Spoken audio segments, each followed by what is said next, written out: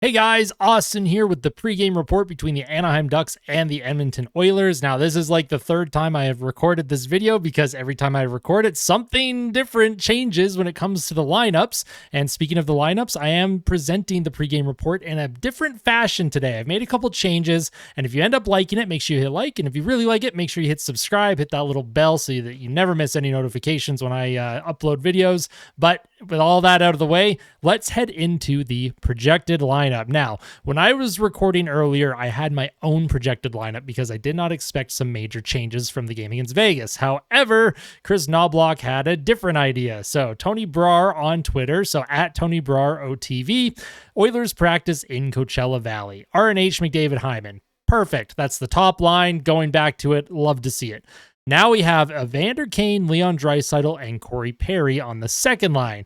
I am a little bit shocked that Corey Perry is going to get a chance on that second line, mostly because I did really like Holloway, McLeod, and Perry. I thought they worked really well. I thought they had really good chances against Vegas. They skate well. Overall, I wanted to see more of that, but that's okay.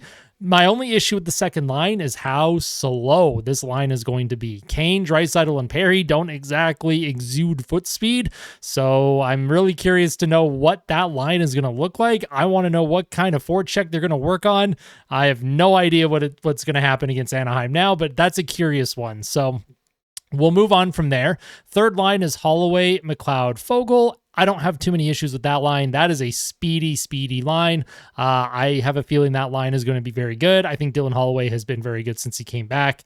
He's a big reason for that third line being successful, in my opinion. And Ryan McLeod, obviously, his game has turned around, which is terrific. And Foegele, he had a tough game against Vegas, but overall his play over the last several weeks has been good. So that's going to be a good line. No issues with that. And then the fourth line, we have Janmark, Ryan, and Brown with Gagne as the extra. And after the game against Vegas, now that the win streak is over, I was really hoping that we would see Sam Gagne back in the lineup. I know Connor Brown is in the lineup for the penalty kill, and I understand the penalty kill has been very good, but man, at some point, you've got to produce something, right? Like, just in my opinion, Connor Brown, when it comes to rewarding players that can at least put a puck in the net sometimes, I would like to see Sam Gagne in that lineup, maybe even in place of Derek Ryan if you wanted to, if you just wanted a different look at center. It's hard to put Gagne in Janmark's spot just because Gagne isn't really a left wing and hasn't really played left wing in his career. He is a center right wing type player. So fourth line, again, they're going to roll with that. But now, so the original D pairs that were listed here, Nurse, Ceci, Ekholm, Bouchard, Desharnais, Kulak. That's what they've been running pretty much all season. And then you had Pickard in the starters net. That's who I think is the right choice to play in net because you want Stuart Skinner against the LA Kings. I find Pickard against Anaheim and then Skinner against the Kings the best chances to win both games. However, something interesting happened during practice after this was tweeted. I'll bring it up on screen. The D pairing seemed to have changed at practice. It is now Nurse, Desharnais, Ekholm, Ceci, Kulak, Bouchard. Tony Brar said that he saw multiple rotations early in the skate, but in a set battle drill, those were the pairings that were being deployed. And I find that to be very interesting. Now, I'm someone that just made a video on Cody Ceci, and I said in that video, I would like to see Desharnais elevated to play with Darnell Nurse because I want to know what we have in Desharnais when given a bit more minutes against tougher competition because Desharnais and Kulak in sheltered minutes, they do very, very well. The analytics are strong, and I like Desharnais' game. He was instrumental in that poke check to get the puck up to McDavid for the 2-on-0 against Vegas, and I thought he had a really good game against Vegas in general. Ekholm Ceci is an interesting one. I get what he's doing, but is that our second pair? Is that the third pair? I know Kulak and Bouchard in limited minutes have strong underlying metrics. I don't have the numbers in front of me, but I do remember seeing that when those two are together, they have provided strong underlying metrics. So Kulak, Bouchard, I'm okay with. It's the Ekholm Ceci pair that is very interesting to me. I was expecting Kulak Ceci to be the third pair, and I was expecting Ekholm and Bouchard to stay together because those two have been lights out basically since they got put together. So those D pairs are very interesting. I wanted to show you guys and talk about that because this is an interesting revelation heading into the game against Anaheim, and I'm very curious to see if Chris Knobloch sticks with it. But with all that stuff out of the way, let's get into the pre-game stats here. All right. So the Anaheim Ducks, they are 18-30-2.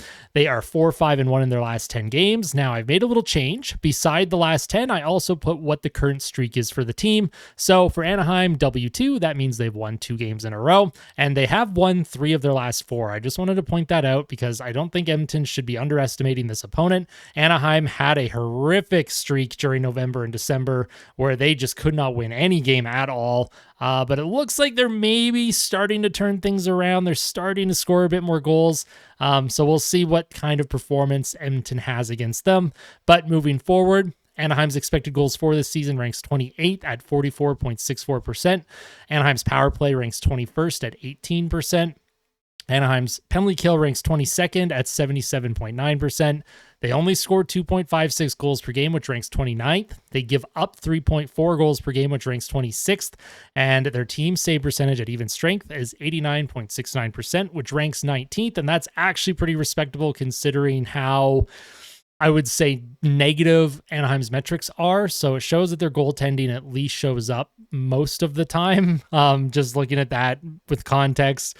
Looking over on the Oilers side, they are now 29-16-1. That 16-game win streak, of course, has come to an end. So the Oilers in their last 10, they are 9-1-0.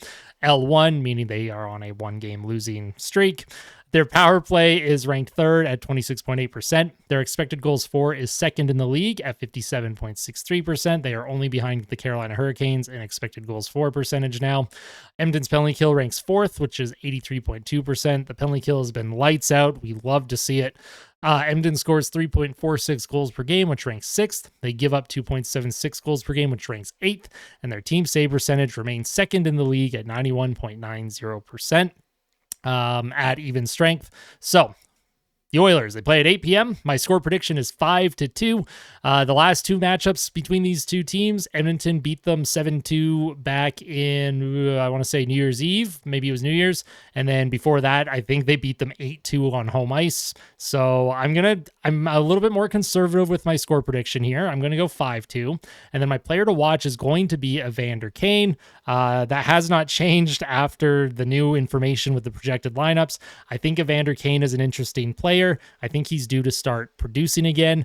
And I wanted to also mention Evander Kane. I did that video on Cody Ceci the other day, and I am going to be working on a full in-depth analysis video on Evander Kane as well. I want to know if there's a pattern to his play right now. I want to see if this is a sign of things to come for the player in a negative way, if fans should be concerned, or if he is at his career norms and we just need to start seeing him put the puck in the net a little bit more.